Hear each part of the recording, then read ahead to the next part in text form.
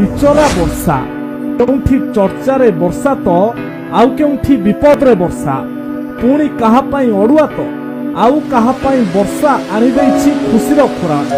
ସତରେ କାହିଁକି ଏବେ ବର୍ଷା ପାଲଟିଛି ସଭିଙ୍କ ମୁହଁରେ ବଜୁଆ।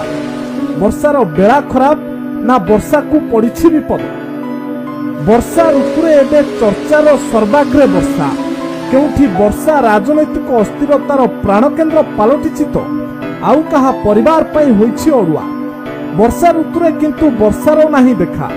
ବର୍ଷାକୁ ନେଇ ପାଣିପାଗ ବିଭାଗ କେତେ ଆକଳନ କଲାଣି, ହେଲେ ପାଣିପାଗ ବିଭାଗର ଆକଳନ ଭୁଲ ହୋଇଥିବା ବେଳେ ଆମ ରାଜ୍ୟ ସମେତ ଅଧିକାଂଶ ରାଜ୍ୟରେ ଚାଷୀଙ୍କ ମୁଣ୍ଡ ହୋଇଯାଇଛି ଗୋଲ। କେଉଁଠି ବର୍ଷା ଅଭାବ ତ ଆଉ କେଉଁଠି ଅତ୍ୟଧିକ ଭାବ। ଏଇ ଯେମିତି ଉତ୍ତର ପୂର୍ବ ରାଜ୍ୟର ସ୍ଥିତି ଦେଖୁନାହାନ୍ତି।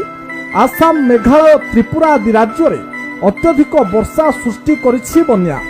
ଆସାମରେ ତ 1.5 ମାସରେ 2 ଥର ଆସିଲାଣି ବନ୍ୟା। ଅନେକ ଲୋକଙ୍କ ଜୀବନ ବି ଗଲାଣି।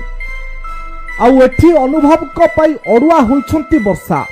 ବିବାହ ବିଚ୍ଛେଦ ମାମଲା କୋର୍ଟରେ ବିଚାରାଧୀନ ଥିବାବେଳେ ଅନୁଭବ ତାଙ୍କ ଅନୁଭୂତିରୁ ବର୍ଷାଙ୍କ ବିରୋଧରେ କରୁଛନ୍ତି ବିଷୋଦ୍ଗାର।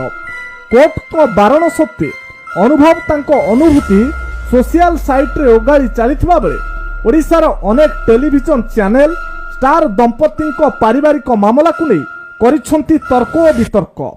ପ୍ରେମ ରାଇଜରେ ଉଡ଼ି ବୁଲି ଏକାଠି ରହିବାର ସ୍ୱପ୍ନ ଦେଖିଥିବା ଷ୍ଟାର ଦମ୍ପତି ବିଚ୍ଛେଦ ହେବା ପାଇଁ ଜାରି ରଖିଛନ୍ତି ଆଇନଗତ ଲଢ଼େଇ। ସେବେ ଅନୁଭବଙ୍କ ପାଇଁ ଯିଏ ପାଲଟିଥିଲେ ଅତି ଆପଣାର, ଏବେ ତାଙ୍କଠୁ ଦୂରେଇବାକୁ କରୁଛନ୍ତି ଦୃଢ଼ ପ୍ରୟାସ। ଆଉ ଗୋଟିଏ ଖବର ହେଉଛି ଭୁବନେଶ୍ୱରର ଚର୍ଚ୍ଚିତ ଟୁଙ୍ଗୁରୁ ବର୍ଷା କାହାଣୀ ଗତ କିଛି ଦିନ ଧରି ବେଶ୍ ଚର୍ଚ୍ଚାରେ ରହିଥିଲା। ମୋବାଇଲ ଖୋଲିଲେ ଟୁଙ୍ଗୁରୁ ଆଉ ବର୍ଷାଙ୍କ କଥା, ମୁହଁ ଖୋଲିଲେ ବର୍ଷା, ଭଜନ ଗାଇଲେ ବର୍ଷା, ମ୍ୟୁଜିକ ଭିଡିଓରେ ଅଭିନୟ କଲେ ବର୍ଷା, କାହାର ହେବେ ବର୍ଷା।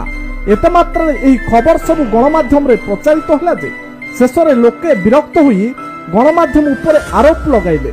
ବର୍ଷା ଓ ଟୁଙ୍ଗୁରୁଙ୍କୁ ଗାଳିଗୁଲାଜ ବି କଲେ। ସେ ଯାହା ବି ହେଉ, କାହା ପାଇଁ ଅଡୁଆ ହେଉ କି କାହା ପାଇଁ ବିପଦ ହେଉ ଅବା କାହା ପାଇଁ ଶହେ ଶହେରେ ଖେଳ, ଏବେ କିନ୍ତୁ ସଭିଙ୍କ ମୁହଁରେ ବଜୱାର୍ଡ ପାଲଟିଛି ସେହି ଚର୍ଚ୍ଚିତ ଶବ୍ଦ ବର୍ଷା। Bureau report, Mahak TV news.